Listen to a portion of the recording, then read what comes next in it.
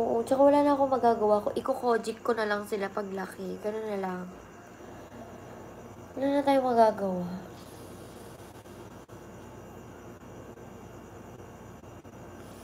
Si Brian ngayon, tapos si Brian ngayon, may ubo siya. Kaya, just stress ako. Kasi berat siya. Yung parang kabusitan siya. Kasi nga syempre may dinadamdam.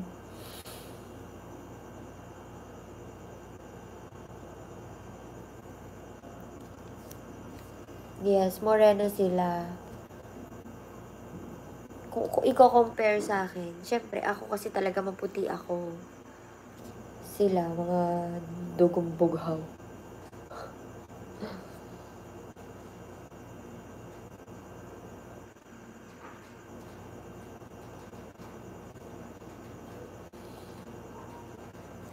Gluta mo na lang.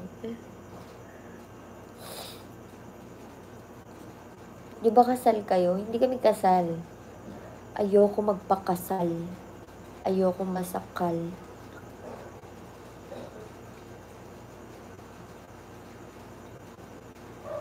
True, maganda ang kulay ng kambal. Tsaka okay lang na ganun yung kulay nila para hindi sila napagkakamalang mayaman. Naksyota.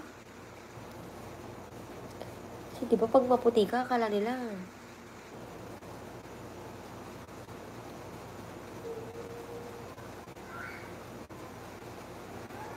Yes, tita, lagi kong pinapainom ng maraming tubig.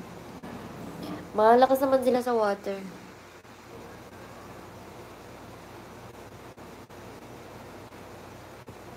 Oo, ano ba naman yan? O, ganun talaga kasi. Alam nyo, ako dati, no, isi-share ko lang sa inyo. Dati, di ba, kailan nyo naman ako dati, lahat, pinapatulan ko, lahat, sasagutin ko, lalo na pag alam kong hindi totoo, ganyan, ipaglalaban ko kung ano yung sa akin, ganon. Pero ngayon, feeling nagbago. Hindi. Hindi naman sa ano. Pero ngayon kasi, parang, di ba may mga tao na iti-trigger ka nila para makapagsalita ka ng masasamang salita para sa kanila. Di ba? Super bibo ng mga kids. True. English spoken in dollar. Yes. Kapag laki yan, tita, mga kapampangan din yan. So, ayun. Asa na ako?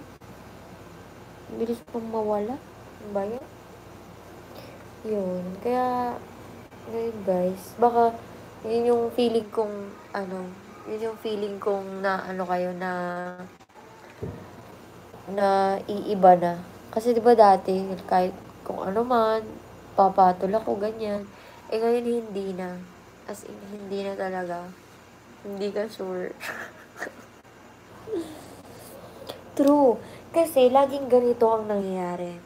Laging ganito. For example, may may makakaaway ako or sasagot ako sa sinabi ng ibang tao. Di ba, bunso, nag-celebrate din ang kambal sa daddy nila? Yes! Pero nung mismong birthday nila, nasa akin. Kinuha niya, kailan lang? Kailan ba? Kahapon? Oo, kahapon niya kinuha, kaya ngayon may ubot sipon. Guys.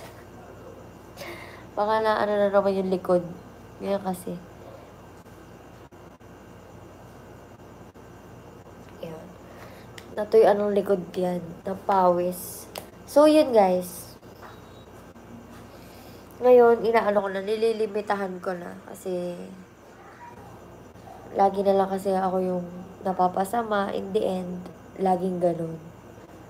Lalo na pag pinaglalaban ko kung ano yung tama. Laging ako yung nagiging, sa huli, laging ako yung mali. Kasi nga, the way na magsalita ako, yun siya.